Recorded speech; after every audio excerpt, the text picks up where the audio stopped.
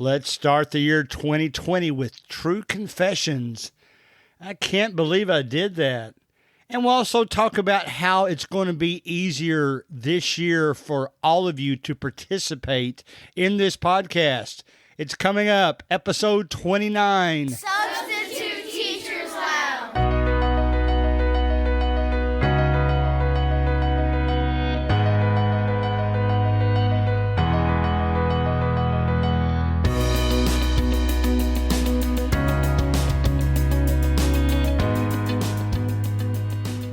All right, guys and gals, looks like we're back into 2020. I hope you all had the best of holidays.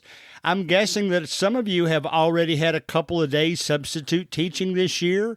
My particular district that I substitute teach for, the students don't actually come back until Tuesday, January 7th. The teachers have to be back January 6th, so I'll be back in the substitute teaching rooms on January 7th, and I'm really looking forward to it. It's been a great week, couple of weeks off. Me and my wife got to go to New Orleans for a few days. We had the holidays with the kids. We got to babysit with the grandkids. It's been 2 good weeks, but I'll have to admit that I really miss those kids. It's kind of funny. We went out one night. It was our anniversary, which is December 27th, 39 years. We went to a dinner and a movie. At the dinner, I saw 2 of my students. At the movie, I saw 3 of my students. So it was an exciting movie, but it was exciting for me to get to see them and talk to them. And even some of the high school students, you know, they got to kind of stay cooler, but they saw me too and waved at me as they went by. So that's always a lot of fun to see the kids outside the teaching environment and to get to talk to them a little bit, poke a little fun at them. I told the girls in the 6th grade that I taught that it was 10 o'clock, they needed to be in bed. You know, just general joking around. I enjoy that a lot, but it was a good 2 weeks off, and I'm ready to get back to it. I definitely want to try some new things this year. In fact, I got the latest idea from a listener, and I hope to get a lot more ideas from you guys. Please remember, I want this to be considered your podcast, not mine. And I want us to be our podcast, really, so that we can share ideas and move on and do well together as substitute teachers. You know, it's really extremely funny to me that I have lots of students come up, lots of teachers, and tell me they're listening to the podcast and they love it. I know you know from a few episodes back that some of the principals have even allowed me to go into the school and record there. And that's really good for me. You know from several episodes back that I've also had some teachers that didn't particularly appreciate the fact that somebody in their school had a podcast and they were nervous about it. So, you know, I kind of, as much as I love those students and the teachers, I kind of put that school away because I knew I would stay busy in the other schools. And it's so refreshing to have all of them open their arms to me and say, come on in, Greg, we'll let you interview the kids some. And to be honest, I am not taking more time than I should. It's usually about the last 5 minutes of class.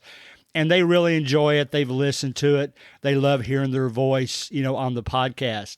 I'm once again excited. We have crossed 5,000 listens, and that is so exciting for me.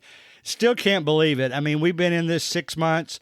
I've talked to other podcast hosts that have, thousands of listens now, and they told me they basically started out the same way. You know, you grow, and I think coming up in a few weeks, you're going to hear another podcast host on this podcast, and I will be interviewed on the other podcast. So we'll coordinate that and let you know when both are going to happen.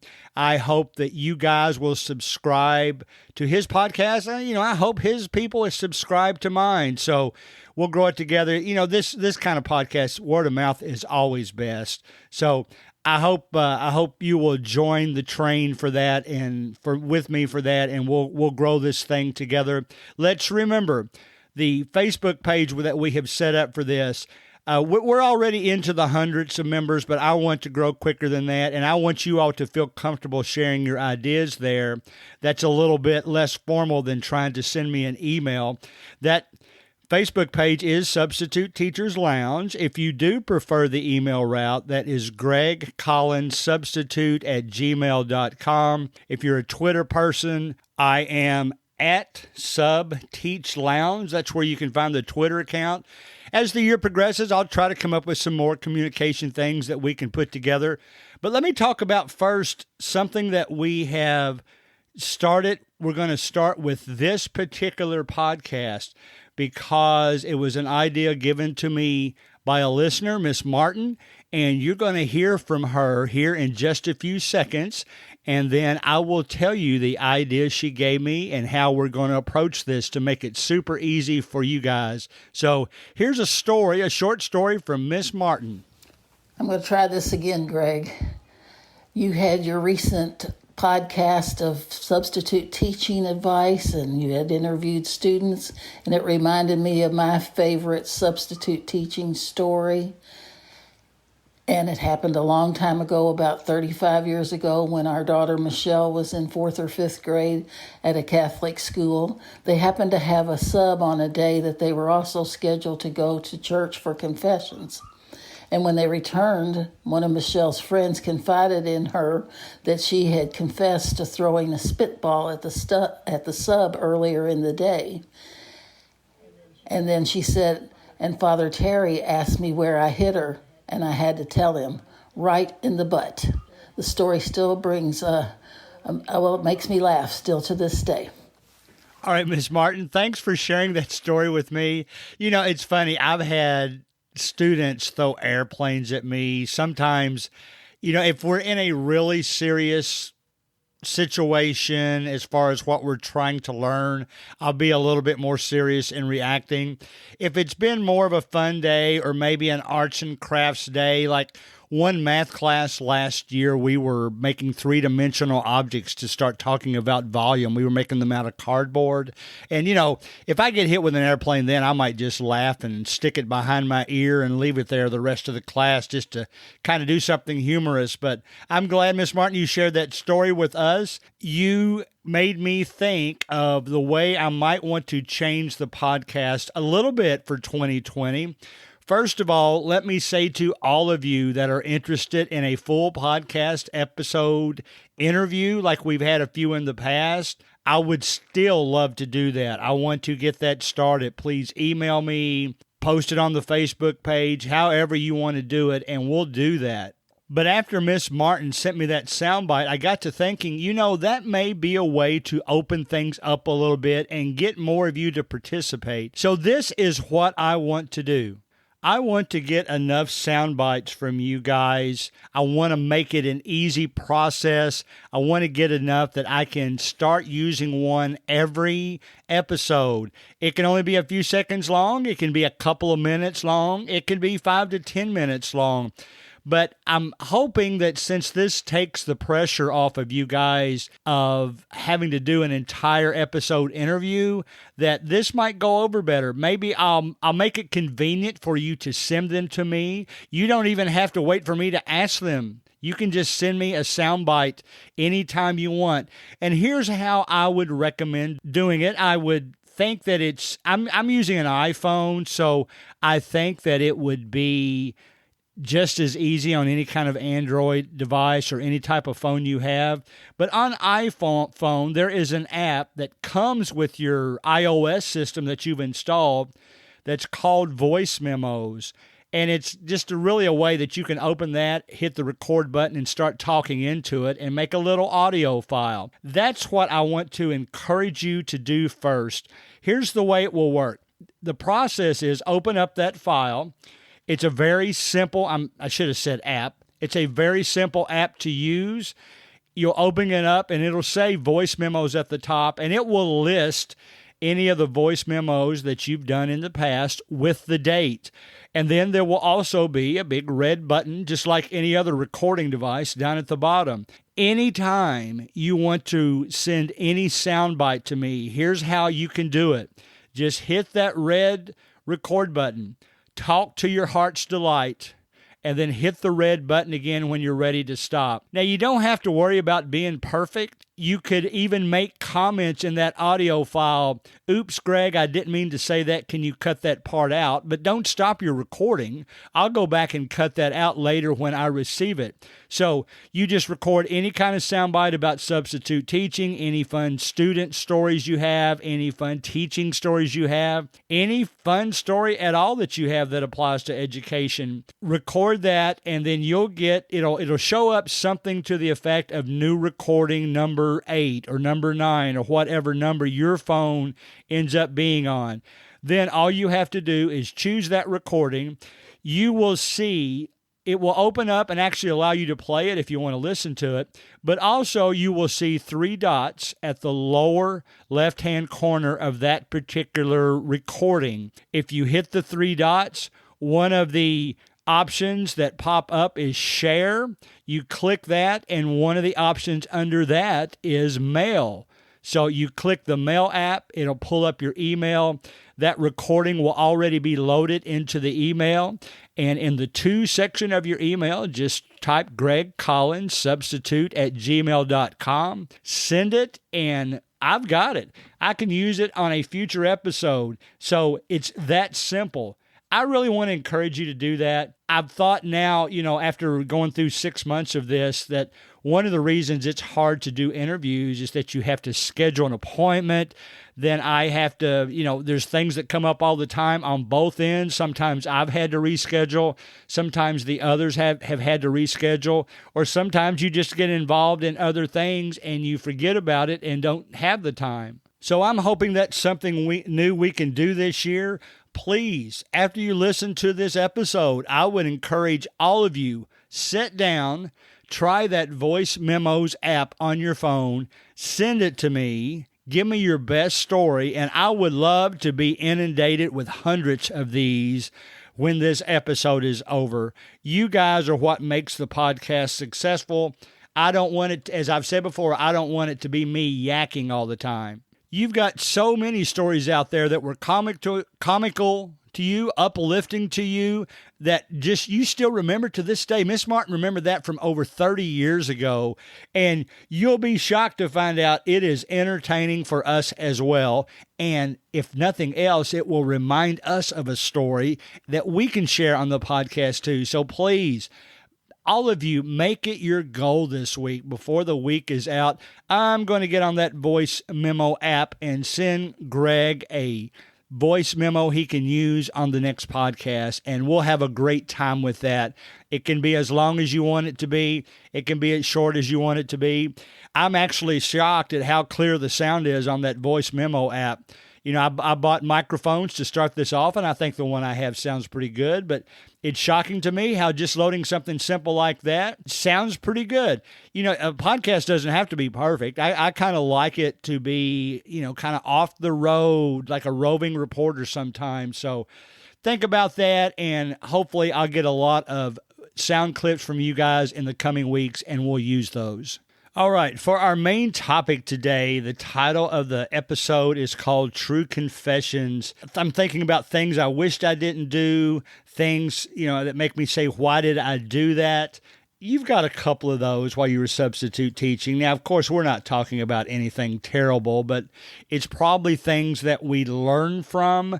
I'll tell you the first one, and it embarrassed me every time I think back to it. You've heard me say that I will tell the kids never use the shut up word, those words.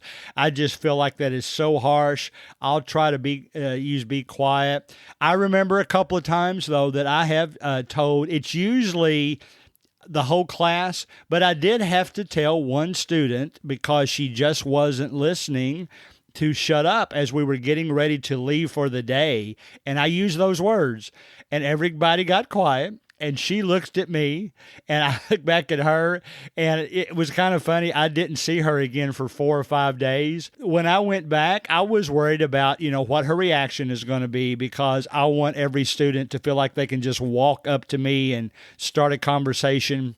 And that's exactly what she did. And it was almost as if that incident hadn't even occurred. She started coming up and talking to me, and I let her talk for a little while, and I said, by the way, I really was looking back to that situation. I wish I hadn't yelled shut up to you. And she kind of joked. She said, well, I deserved it. And we kind of grew from that. And she's still one of my, one of the students that I really enjoy talking to in the hallway. So that's one of my regrets. I don't like yelling shut up in the classroom.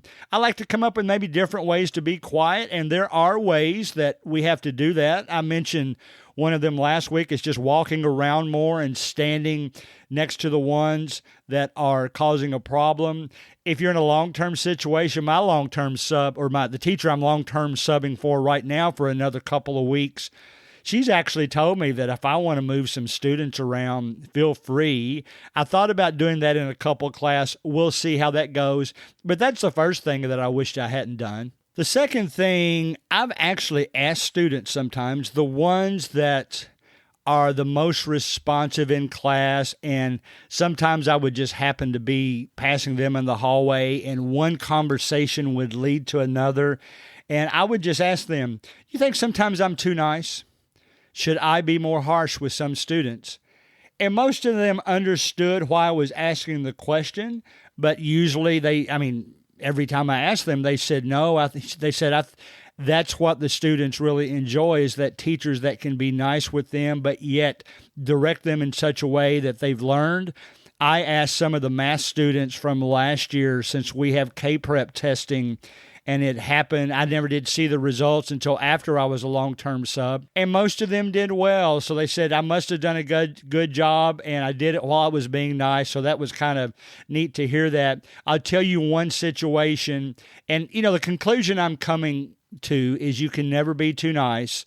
Maybe you don't want to just go in there and say, I'm going to make friends with all those kids no matter what it takes, because sometimes friends don't learn as they should. They consider you a big buddy and they won't learn. That's not what we're going here at all. I'll give you a situation. I was in a high school several weeks ago now, and two of the students that I had in class that were really good students, and I really knew regardless of what they did, they'd get their work done, and they would probably get an A for that class, because half the time they would do their work at home, that type of thing. So as soon as we started out, it was an art class, so we were doing something artsy that day. We were taking paper and drawing on it and making art deco type drawings, very similar to the way we used to make snowflakes as a kid, where we would draw on one side, fold it over, and copy that drawing onto the other side, and then see what we had when we unfolded the paper. Well, just as we started, these two gentlemen started playing cards. So I thought I would just go over to them and say, hey, listen, guys, I understand you're still going to get your work done, but I don't think we should be playing cards. Are you trying to take advantage of me because I'm a nice guy? And they said, Mr. Collins, we never thought about it like that, but we knew that you knew we'd get our work done. But you're right, we shouldn't do this. Sometimes it would lead into other students doing other things in class that they shouldn't be doing at the time, and maybe they aren't as good as catching their work up. So they understood totally, and that's all I had to say to them, and it was over. So to make a long story short, I don't think you can be too nice. There's things you can do that will detract from teaching, but as long as you're being nice and still getting the teaching done, that's what I think is the proper thing to do. All right, I don't think it's any secret to you guys that I like to joke around. I like to joke around a lot. I like to joke around with those kids. Those kids would tell me one of the reasons they like me is because I joke around with them, and they like to keep things loose in class. It helps them to learn. Not all kids are the same way, and that's kind of where I'm leading to. Sometimes I've really had to pull back and realize that there's certain jokes that will be okay for certain kids. Some are more shy versus outgoing.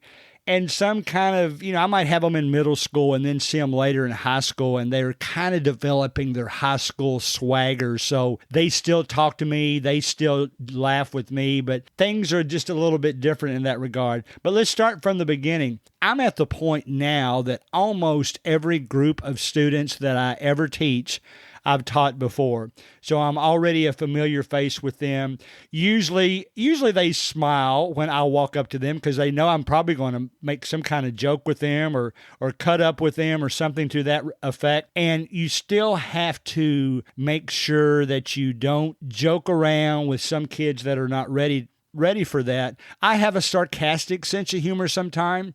There are some students that just love that, and they love joking back with me. You know, the students, as I've told you before, that seems like I get more closely related to is the ones that I officiate their games.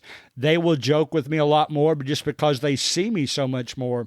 But we have to be careful about that. We don't want to joke around with students that are, maybe a little bit too shy to react to a joke like that, not knowing where I'm joking around or being serious. I try to gauge that as I get to know the students. I even try to set them up for it a little bit, because most every class that I've been into, I've always told them, listen, kids, I like to joke around. I like to have fun in class. And the more I get to know you, the more I will joke around with you.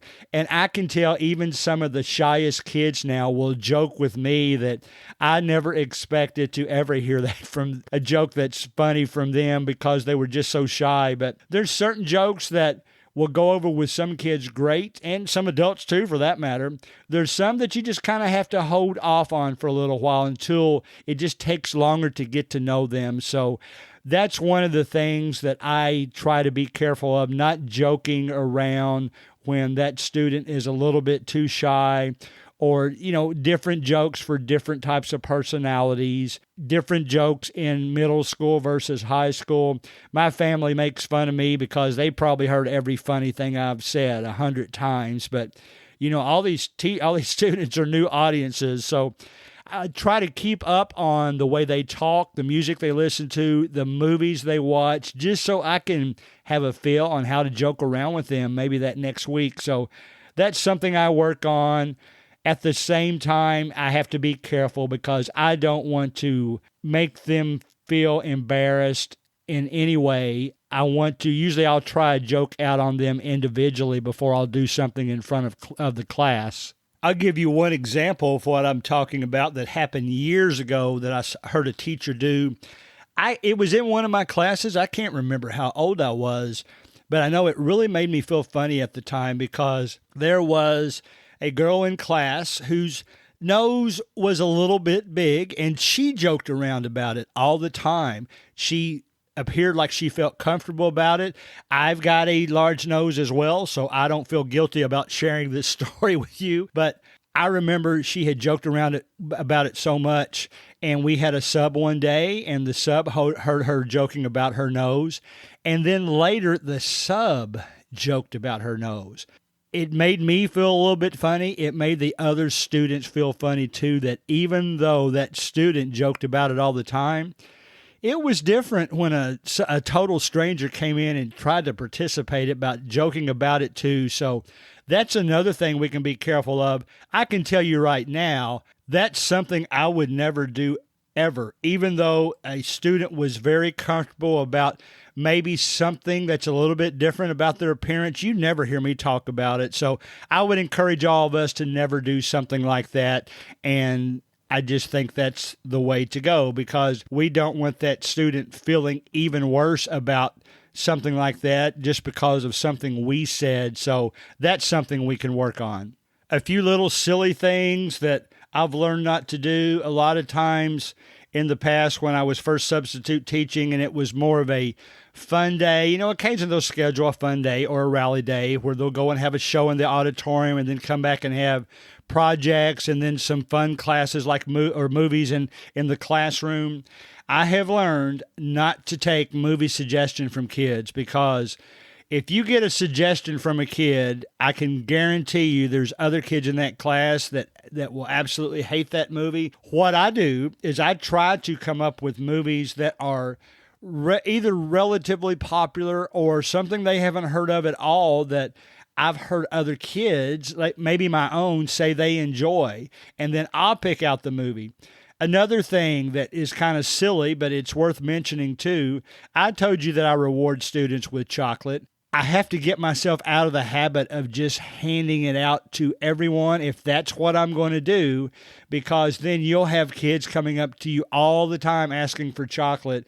And a lot of times I will have to say to them, listen, I won't have enough for the rest of the class if I start handing them out now. So I'm toying with that one around in my mind, whether there are occasions where I want to give candy out to everyone, if I instead want it to just be a reward system, but not something that's going to reward the same students over and over, maybe based on class participation or paying attention and asking a trivia question given to somebody that I hadn't already rewarded to. So that's how I'm thinking to go on that. And then finally, we'll finish with a comical one because now that I'm approaching 62 years old, I still like to participate with those kids.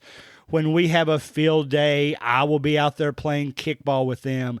When we go on a field trip, I'll be sitting in the back of the bus with them away from the other teachers, maybe even leading them in a song, and that's great. But I tell you what, sometimes when I do that, it wears me out. The kids we went to an indoor track one time, and the kids challenged me to a race, and I could hold my own for about 10 seconds, and then they would take off from me.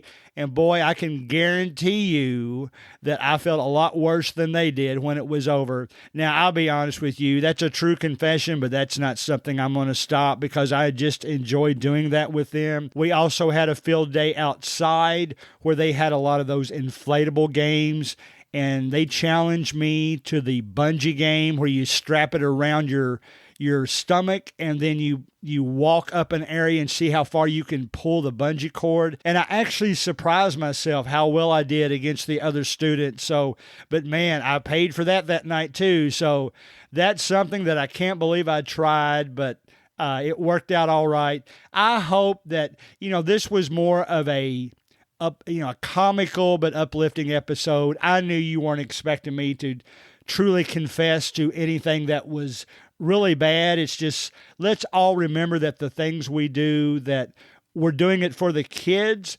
I have certainly learned a lot in my first year of substitute teaching. There are things I did in the first 2 months that I no longer do.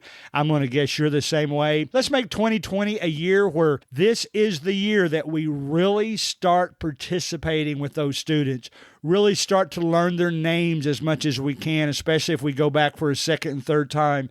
Really start to give them a feel for how it is to interact positively and nicely and laughingly with each other, and how that actually promotes learning. Let's learn all that. Let's make this a great 2020 as the year progresses. This is going to be a great year for substitute teaching. I can't wait to meet a lot of more new kids. I love those kids. I love seeing them every day. I hope they enjoy seeing me every day, and I know they enjoy seeing you every day. So hope you learned something today. Please, please, please, please, this episode is almost over. Jump on your voice memo app and start sending me some sound bites that I can use. I think that's going to work out great. This has been episode 29 of Substitute Teachers Lounge.